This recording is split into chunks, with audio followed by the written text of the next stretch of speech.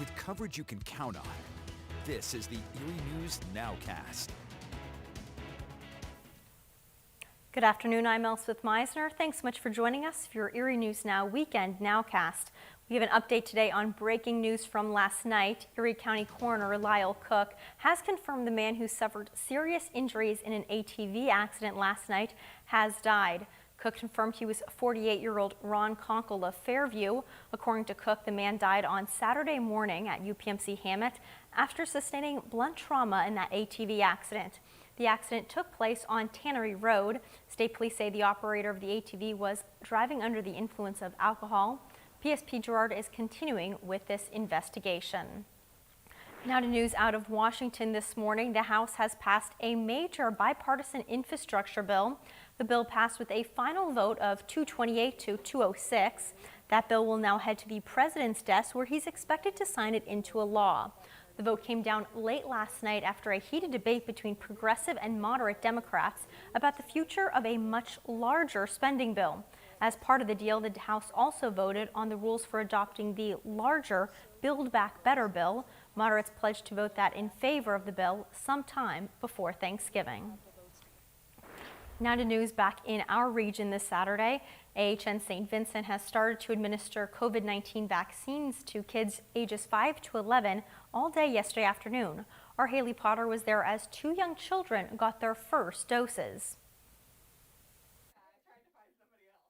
On Friday, Elizabeth Darling brought her 8 and 9-year-old children to get their COVID-19 vaccine at St. Vincent Family Medicine. Well, we've been excited and waiting for this for a long time, and it's going to make things safer for our family and things safer for the community. So we felt encouraged that we could sign up on the first day. Beautiful job. Even though they're so young, they were excited to get a shot because they know how much the pandemic has impacted their lives. Ever since the vaccine for the adults came out, I was really wanted to get it just to be protected, because I'm mad at COVID because I can't do anything and I just hate masks. That's 9-year-old Michael, and his sister Charlotte was enthusiastic for the vaccine too, so that she can see and hug her grandparents, who she hasn't seen in a normal way since before COVID. They did come over, but we had to sit in the backyard instead of doing more things inside and having more fun.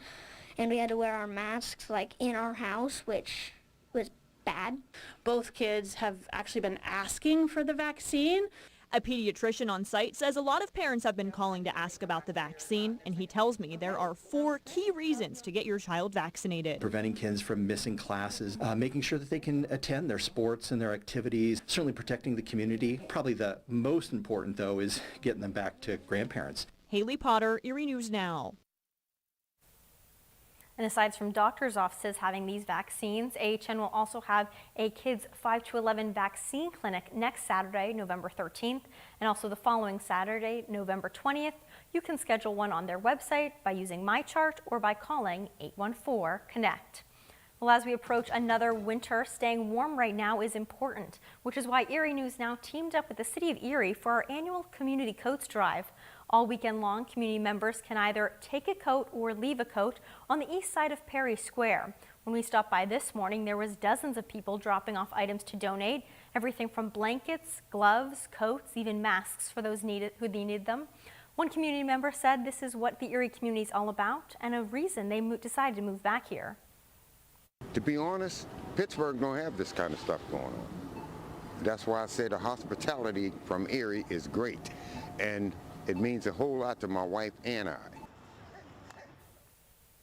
We'll hear more from him tonight coming up on Erie News Now. The Community Coat Drive runs throughout the entire weekend on the east side of Perry Square. The theme, take what you need and leave what you can, no questions asked. And speaking of staying warm, we are just a few weeks away from Thanksgiving, and your Thanksgiving table could take a big bite out of your budget this month, especially with the cost of food rising. Traditional holiday foods could be a bit more pricier than normal. Experts say that's all because of the increase of the cost of shipping materials, delivery disruptions, and higher consumer demand. A local mother of 3 took matters into her own hands with the Ibotta app. She used the app to get an entire Thanksgiving meal for free.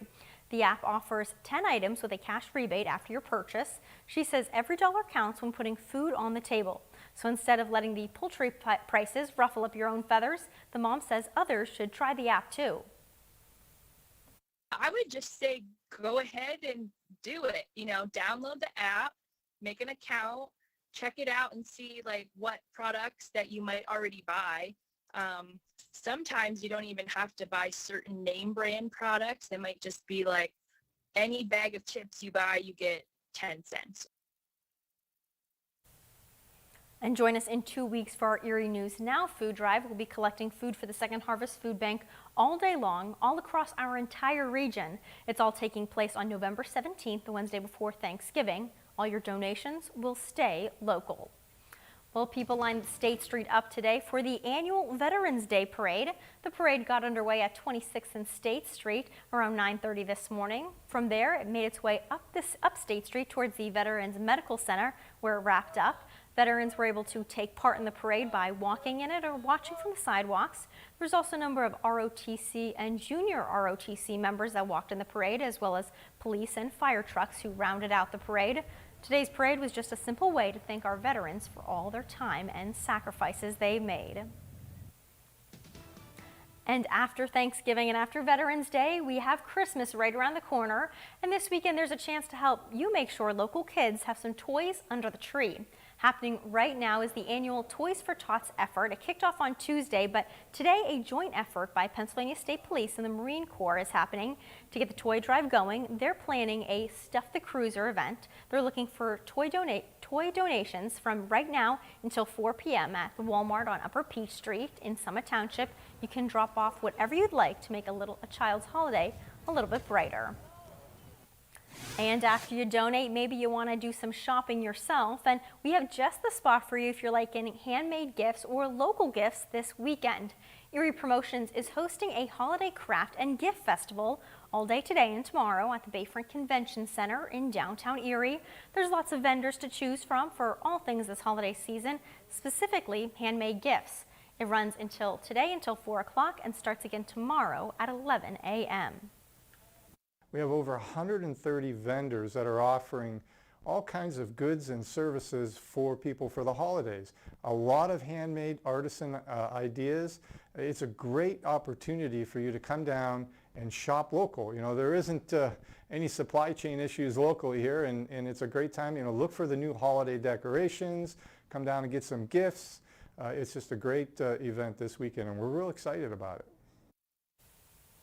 Tickets are $6 for the day and $8 for the weekend. Kids 10 and under are free. Well, it is that time of year again. Time to adjust your clocks. Daylight savings time is coming to an end as most of the country returns to standard time this weekend. So don't forget, we fall back an hour Sunday morning starting at 2 a.m. Now we just have to hope our body clocks adjust just as quickly to the change.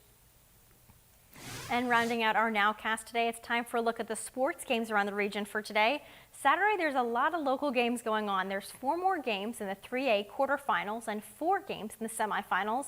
All games kicking off at 7 o'clock tonight. Sharon and Hickory will meet at Wilmington.